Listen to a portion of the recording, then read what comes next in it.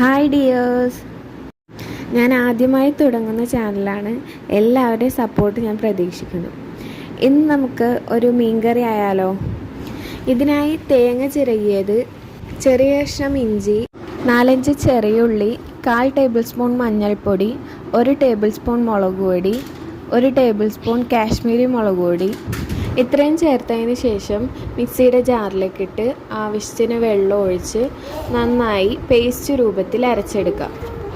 അല്പം വെള്ളം ഒഴിച്ച് അരയ്ക്കുമ്പോൾ നന്നായി അരഞ്ഞു കിട്ടാൻ അത് സഹായിക്കും.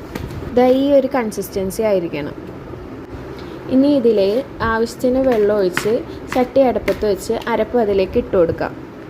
നമുക്ക് എത്രയാണോ വെള്ളം ആവശ്യം അതിനനുസരിച്ച് ഒഴിച്ചു കൊടുക്കാം. ഞാൻ ഇവിടെ 2 കപ്പ് വെള്ളം ഒഴിച്ചിട്ടുണ്ട്.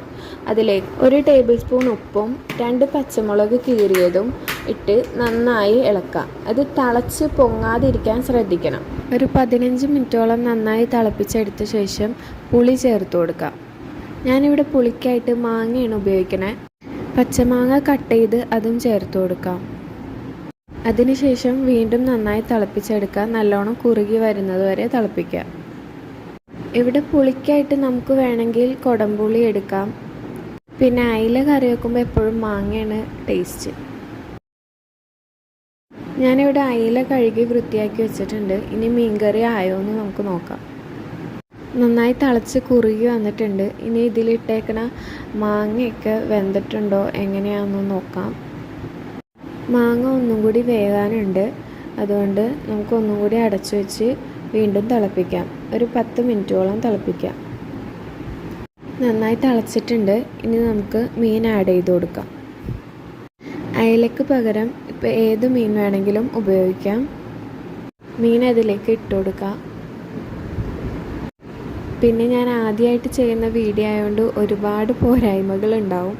അതൊക്കെ ഒന്ന് അഡ്ജസ്റ്റ് ചെയ്യണേ. എല്ലാ മീനും ഇട്ടതിന് ശേഷം ഇനി ഒരു 5-6 മിനിറ്റും കൂടി നമുക്കിതൊന്ന് അടച്ചു വെച്ച് വേവിക്കാം. ഇളക്കി കൊടുക്കുമ്പോൾ മീൻ ഉടഞ്ഞു പോകാതെ ശ്രദ്ധിക്കും. ഇപ്പോൾ ഏകദേശം 6-7 മിനിറ്റ് ആയിട്ടുണ്ട്. മീനൊക്കെ വെന്ത് നല്ലോണം കറി കുറുകി വന്നിട്ടുണ്ട്. ടേസ്റ്റ് ചെയ്ത് നോക്കിയപ്പോൾ കുറച്ച് ഉപ്പിൻ്റെ കുറവുള്ള കാരണം അല്പം കൂടി ഞാൻ ഉപ്പ് ആഡ് ചെയ്തായിരുന്നു. ഇനി ഫ്ലെയിം ഓഫ് ചെയ്തിട്ട് മുകളിൽ കുറച്ച് പച്ച വെളിച്ചെണ്ണ നമുക്ക് ഒഴിച്ചു കൊടുക്കാം. കുറച്ച് വേപ്പില ഇട്ട് കൊടുക്കാം. ഇത്രയേ ഉള്ളൂ, നമ്മുടെ സൂപ്പർ മീൻകറി റെഡി ആയിട്ടുണ്ട്.